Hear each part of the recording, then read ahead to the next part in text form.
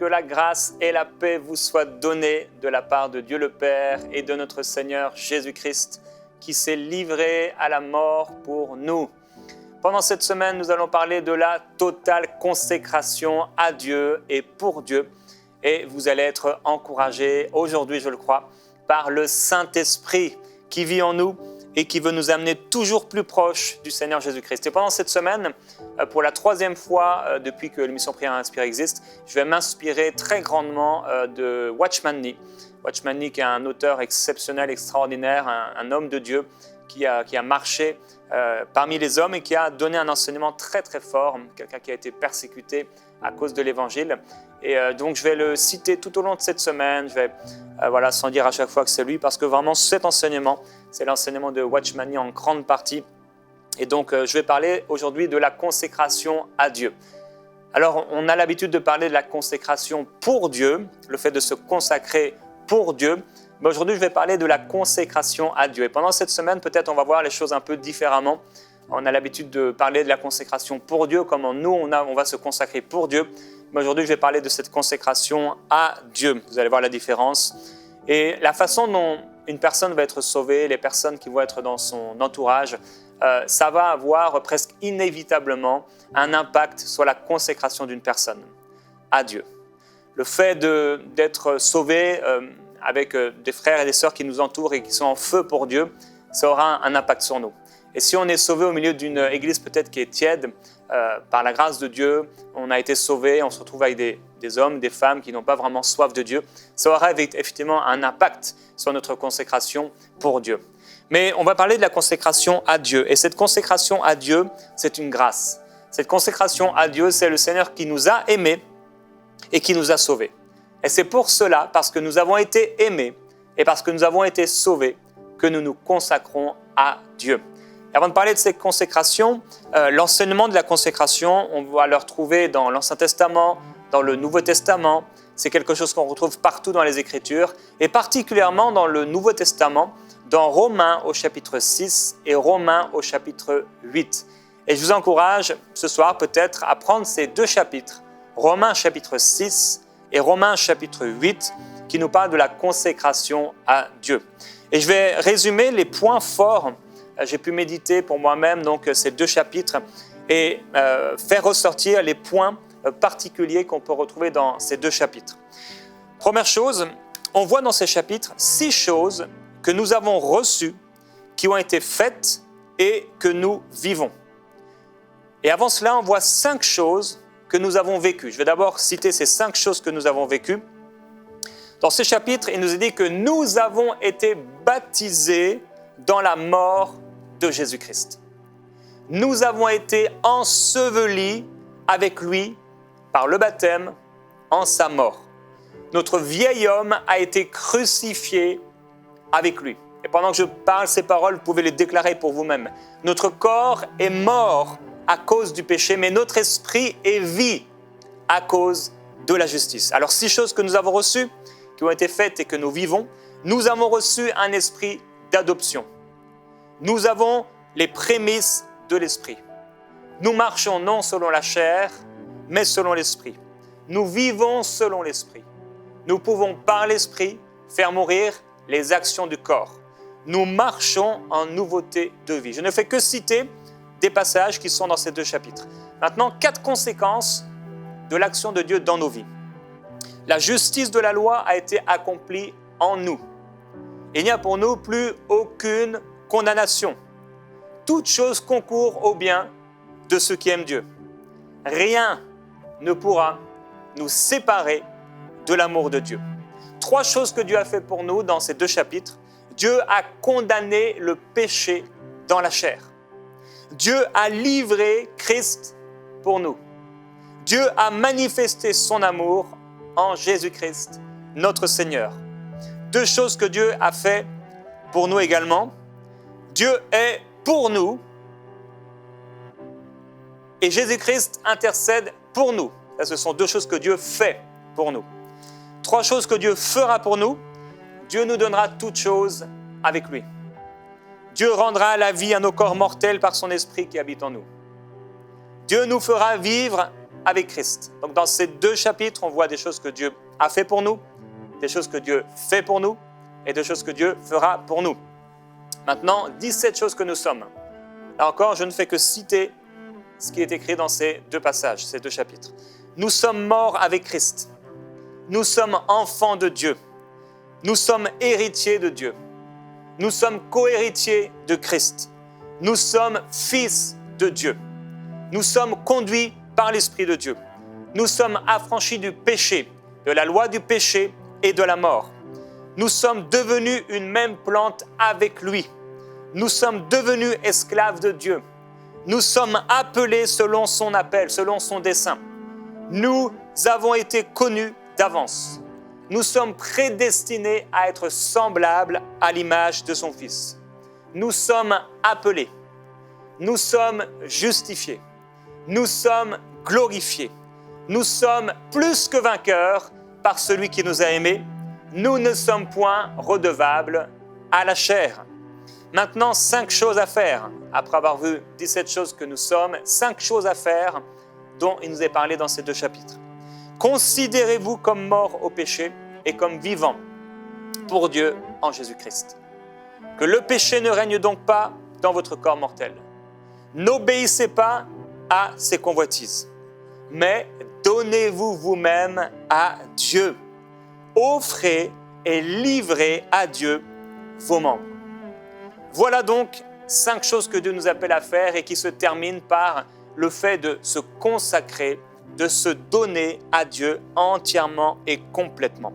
Alors dans l'Ancien Testament, la Bible va beaucoup nous parler de la consécration en rapport avec Aaron et ses fils. On va en parler. Et j'aimerais donc partager avec vous la base de la consécration. Quelle est cette base? J'ai dit que on parle souvent de la consécration dans le fait de « ok, je vais me consacrer pour Dieu » dans la prière, dans le jeûne, voilà, c'est moi qui me consacre envers Dieu. Mais la Bible nous parle aussi d'une consécration à Dieu. On va le voir ensemble. Dans 2 Corinthiens chapitre 5, au verset 14 et 15, il est écrit « Car l'amour de Christ nous presse. » L'amour de Christ nous presse.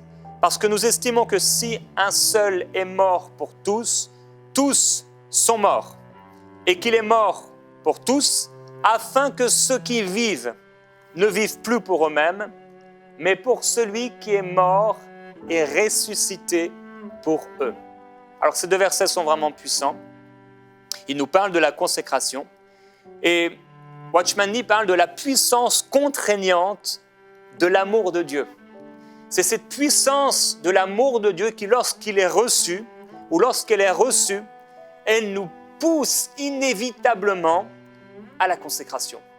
Le fait que Christ nous aime dans ce passage, l'amour de Christ nous presse, et parce que l'amour de Christ nous presse, nous sommes poussés à nous consacrer à lui.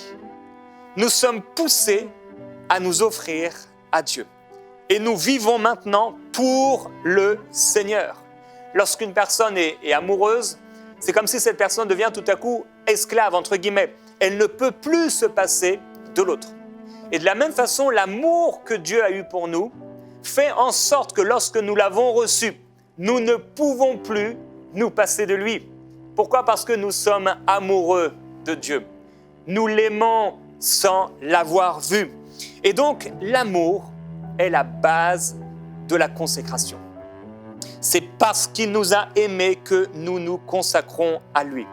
Personne ne peut se consacrer vraiment à Dieu sans avoir été préalablement touché par l'amour de Dieu, sans avoir vécu l'amour de Dieu, sans avoir expérimenté cet amour, parce que la consécration est basée sur l'amour que le Seigneur a eu pour nous. Ça veut dire que la consécration, ce n'est pas moi qui aime Dieu, mais la consécration, frères et sœurs, c'est Dieu qui m'aime. C'est Dieu qui m'a aimé. Alors, la consécration, ce n'est pas comme n'importe quel homme qui pourrait dire « moi, je vais me consacrer à Dieu ». C'est moi, de mon propre effort, de mes propres capacités, je me consacre à Dieu. Ce n'est pas ça la base de la consécration. Croire et imaginer cela, en fait, quelque part, c'est faussé. Et on peut se tromper en imaginant que c'est un service qu'on rend à Dieu dans le sens où on lui fait une faveur. Mais c'est Dieu qui nous fait une faveur. C'est lui qui nous a aimés, le premier.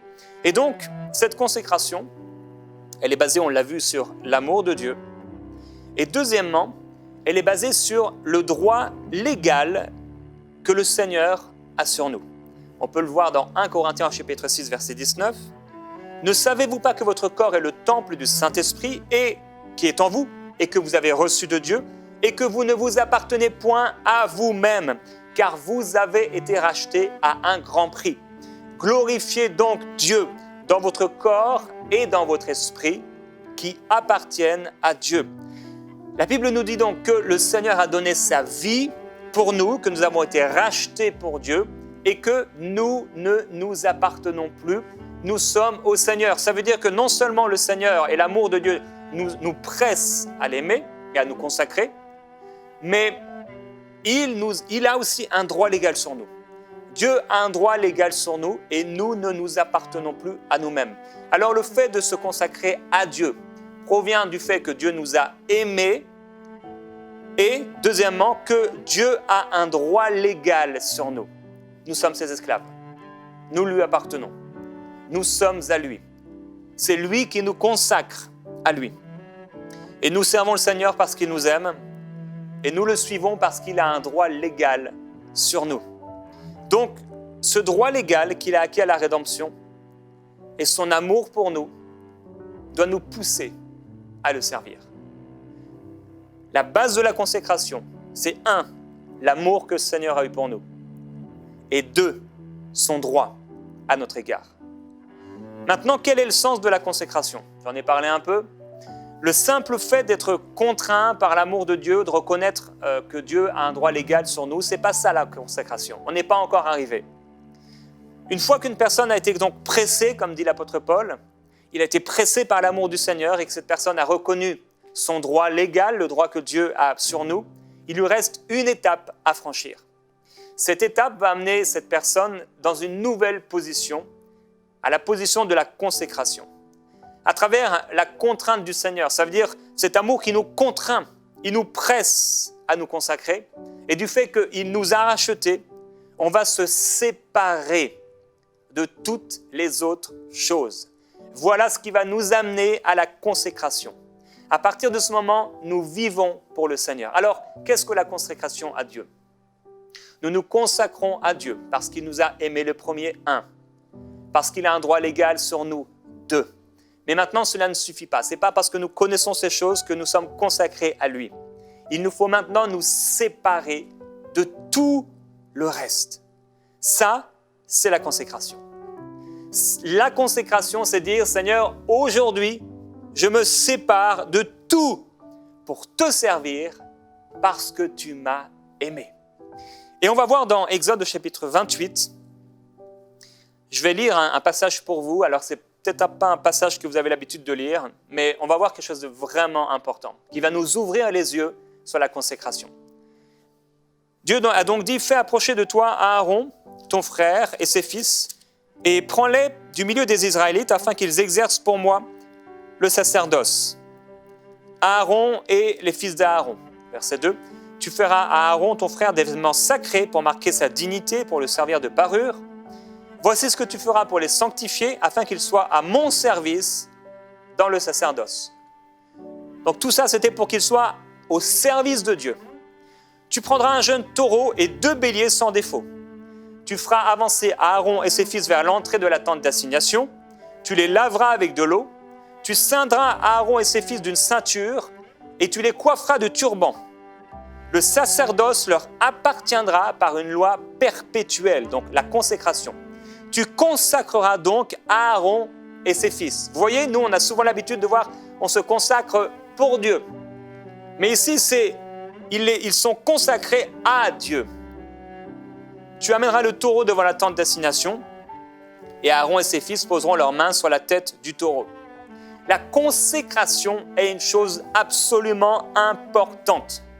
La nation d'Israël était une nation choisie par Dieu. C'est ce qu'il a écrit dans Exode chapitre 19. Maintenant, si vous écoutez ma voix et si vous gardez mon alliance, vous m'appartiendrez entre tous les peuples. On va voir maintenant ce que ça provoque en nous, pour nous.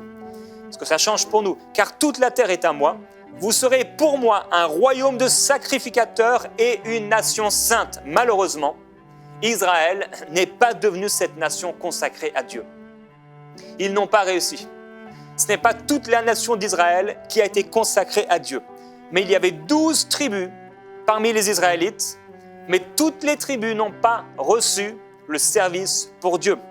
C'est seule la tribu de Lévi, qui est une de ces 12 tribus, qui a été choisie par Dieu. C'est lorsqu'il est écrit dans Nombre au chapitre 3, l'Éternel parla à Moïse et dit « Voici, j'ai pris les Lévites du milieu des enfants d'Israël, à la place de tous les premiers-nés, les Lévites m'appartiendront. » Dieu avait appelé toute la nation d'Israël à lui être consacrée, mais cette nation n'a pas réussi. Il a choisi la tribu de Lévi, mais ce n'est pas toute la tribu de Lévi qui était consacrée. Parmi les nombreux Lévites, c'est la maison d'Aaron et ses fils qui a été choisie pour être consacrée à Dieu. Et ça va beaucoup nous parler concernant nos propres vies.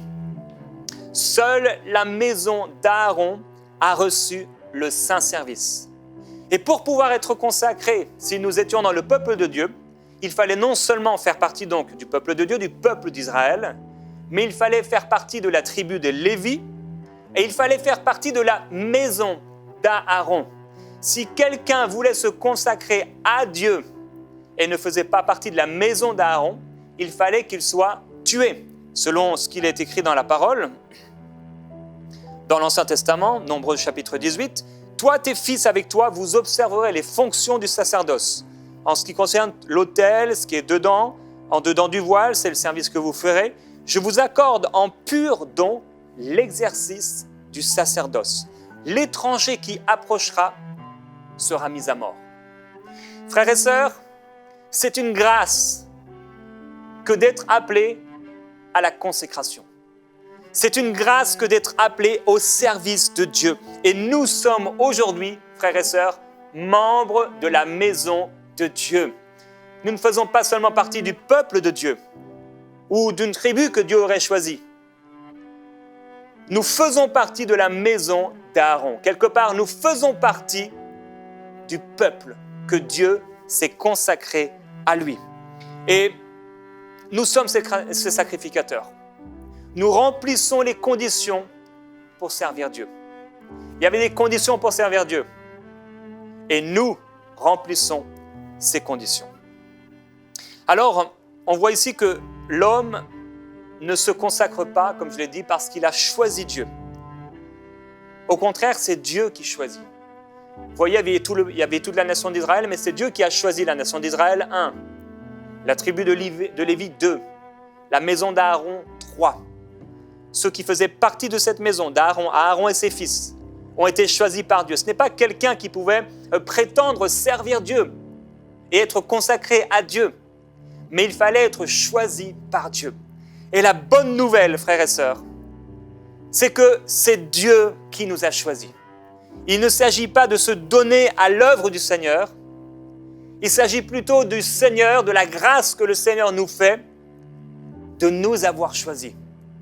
Ce n'est pas nous qui, quelque part, offrons un cadeau à Dieu, une grâce à Dieu, comme un mérite à Dieu. Mais c'est Dieu qui nous fait une grâce de le servir. Ce n'est pas moi qui offre une grâce à Dieu comme si j'étais quelqu'un d'extraordinaire, comme si Dieu avait besoin de moi, comme si j'étais quelqu'un de spécial ou de particulier. C'est Dieu qui me fait la grâce de le servir. Il m'a choisi. Ce n'est pas merveilleux pour le Seigneur d'avoir des serviteurs tels que nous, mais c'est merveilleux pour nous d'avoir un Dieu tel que lui. Il nous a choisis. Et on peut se prosterner devant lui et dire « Seigneur, merci de m'avoir donné une part dans ton saint service. Il y a tellement de gens dans ce monde, mais tu m'as choisi, moi, pour te servir. Tu m'as appelé pour te servir. » Et frères et sœurs, il est vrai que, et je l'ai déjà dit, nous devons tout sacrifier pour Dieu. Mais dans la consécration, il n'y a aucun sens de se sacrifier pour Dieu. C'est lui qui s'est sacrifié pour nous. C'est lui qui nous a choisis. C'est lui qui nous a mis à part. Et alors nous pouvons glorifier le Seigneur de ce qu'il nous a choisi et de ce qu'il nous a mis à part. Nous faisons partie du peuple consacré à Dieu. Et ce n'est pas une grâce que nous faisons à Dieu, comme je l'ai dit. C'est lui qui nous fait une grâce. Alors en cette journée, aujourd'hui, frères et sœurs, peut-être vous écoutez cette émission, elle est très tôt, dans l'après-midi ou dans la soirée. Je voudrais vous encourager à remercier Dieu maintenant, en ce moment, pour la grâce qu'il vous a faite d'être à son service, d'être consacré à lui. C'est lui, ça vient du haut vers le bas. Il nous a consacrés. Il nous a mis à part. Il nous a aimés. Il a un droit sur nous. Ce n'est pas nous de nous-mêmes ou un être humain qui peut se consacrer à Dieu. Mais c'est Dieu qui nous a consacrés à lui. C'est pourquoi prions ensemble, frères, et remercions le Seigneur, sœurs. Remercions le Seigneur, frères et sœurs, ensemble. Glorifions le Seigneur Jésus-Christ de ce qu'il nous a aimés et du droit qu'il a sur nous. Père, nous voulons t'adorer et te remercier parce que tu nous as aimés. Oui, c'est toi qui nous as aimés le premier. C'est toi qui nous as connus le premier. Merci parce qu'aucun homme, aussi bon qu'il soit sur la terre, ne peut prétendre pouvoir te servir par lui-même, parce que c'est toi qui consacres les hommes à toi. Aucun homme parmi le peuple d'Israël, même aujourd'hui, ne peut s'imaginer te servir ou se consacrer à toi. C'est toi qui nous as consacrés à toi. Nous sommes consacrés. Et Père, je veux te dire merci parce que tu nous as consacrés à toi, parce que tu nous as choisis, parce que tu nous as mis à part, tu nous as appelés, tu nous as sanctifiés, tu nous as consacrés, tu nous as lavés, tu nous as purifiés, tu nous as élus avant la fondation du monde, tu nous avais mis à part. Ce que le peuple d'Israël n'a pas réussi. Il n'a pas réussi à se consacrer. Quand tu l'as appelé après le désert, tu l'avais appelé à la consécration, mais il s'est choisi un veau d'or et à cause de cela, il n'a pas pu se consacrer à toi. Mais Père, tu nous as choisis et tu as un droit légal sur nous. Merci. Nous sommes reconnaissants, Seigneur Jésus-Christ, de ne plus nous appartenir à nous-mêmes. Quand on s'appartenait, quand on était nous-mêmes les propres chefs, quand c'est nous-mêmes qui choisissions de diriger notre vie comme on l'entendait, on n'a jamais réussi. On avait la volonté de faire le bien, on ne pouvait pas le faire. On ne voulait pas faire le mal et on le faisait. Mais aujourd'hui, nous ne nous appartenons plus à nous-mêmes. Père, nous t'appartenons. Nous voici devant toi. Nous sommes à toi, Seigneur. Nous sommes à toi. Tu nous as consacrés à toi. Et nous voulons vivre et répondre à cet amour. Père, je prie que tu illumines les yeux de nos cœurs. On a beaucoup parlé de la consécration pour toi, ce que l'homme peut faire pour toi. Mais en réalité, c'est toi qui fais tout pour nous. En réalité, c'est toi qui as tout fait. Et cette consécration ne viendra pas de nos propres efforts ou de nos propres capacités à être plus saints que quelqu'un d'autre, d'avoir plus d'intelligence que quelqu'un d'autre, d'avoir une capacité plus forte, des plus belles paroles. Non, c'est toi qui nous as consacrés. C'est pas nous, Seigneur, mais c'est toi.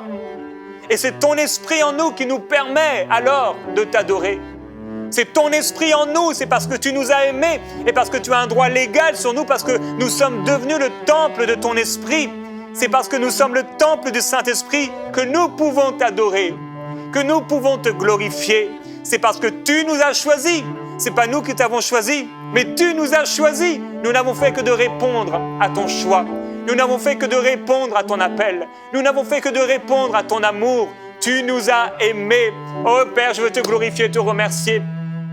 Je prie pour cette révélation, qu'elle descende au plus profond de nos cœurs, que notre intelligence, Seigneur, peut puiser, que notre intelligence puisse la comprendre Tu nous as consacrés.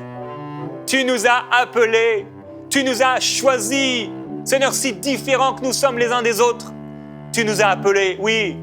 Et comme le disait ce frère Watchman Nee, il y a tellement de gens dans le monde, mais tu nous as choisis. Tu nous as élus. Père, nous voulons te dire merci de ce que tu nous as choisis. Tu nous as sélectionnés. Merci Jésus-Christ. Merci Saint-Esprit. Oui, nous sommes à toi. Nous sommes le troupeau de ton pâturage. Tu nous as appelés à te servir par l'Esprit de l'Éternel. Et nous voulons simplement répondre et te dire merci. Merci parce que tu nous as appelés à te servir. Tu nous as appelés à vivre pour toi. Nous t'appartenons. Nous sommes à toi. Déclarons ensemble, frères et sœurs, je ne m'appartiens plus à moi-même. Ma vie ne m'appartient plus. Mon corps ne m'appartient plus. Mon esprit ne m'appartient plus. J'appartiens à Dieu. J'appartiens au Père de gloire. J'appartiens à Jésus-Christ. Je suis le temple du Saint-Esprit. J'ai été consacré à Dieu. Je suis à Dieu. Je suis la propriété de Dieu. Ma vie est la propriété de Dieu. Ce n'est plus moi qui vis, mais c'est Christ qui vit en moi. Ce n'est plus ma vie. Je l'ai abandonné sur l'autel. Je l'ai abandonné, j'ai renoncé à ma vie. J'ai renoncé à mes plans. J'ai renoncé à mes projets. J'ai renoncé à ma propre consécration. J'ai renoncé à tous les efforts religieux. J'ai renoncé à tout ce que je pouvais faire pour Dieu. Car en réalité, je ne peux rien faire pour Dieu. C'est Dieu en moi qui agit. C'est l'Esprit de Dieu en moi qui peut faire le bien. De moi-même, je ne peux faire le bien. De moi-même, je ne peux faire ce qui est bien aux yeux de Dieu, mais par l'Esprit de l'Éternel qui vit en moi, par le Saint-Esprit qui vit en moi, je peux faire le bien. Par l'Esprit de Dieu qui vit en moi, je peux servir Dieu. Par le Saint-Esprit qui vit en moi, je suis son temple. Oh, je suis le temple de Dieu. Je suis la propriété de Dieu. Je suis un sacerdoce pour Dieu. Je suis un sacrificateur pour Dieu. Je suis une nation sainte pour Dieu. Oh, je suis un sacerdoce royal pour Dieu. J'ai été mis à part pour Dieu. Je suis consacré à Dieu. Ma vie lui est consacrée. Ma maison lui est consacrée. Mes enfants lui sont consacrés. Je suis à Dieu. Je vis pour Dieu. Alléluia. Oh, que la gloire du Seigneur Jésus-Christ repose sur vous, frères et sœurs. Que son esprit vous remplisse encore à déborder. Et que tout ce qu'il y a d'homme en vous, que tout ce qu'il y a de religion en nous puisse s'éloigner afin de le servir convenablement. Gloire à Jésus-Christ. Demain et pendant toute cette semaine, nous allons parler de cette consécration. La consécration à Dieu. Je vous parlerai demain de comment il nous a consacrés, l'image d'Aaron avec ce sang qu'on mettait sur son lobe droit, son pied, sa main. Qu'est-ce que cela signifie pour nous dans nos vies? Dieu va nous amener plus loin cette semaine. Vous êtes bénis au nom de Jésus-Christ. On se retrouve demain en prière inspirée.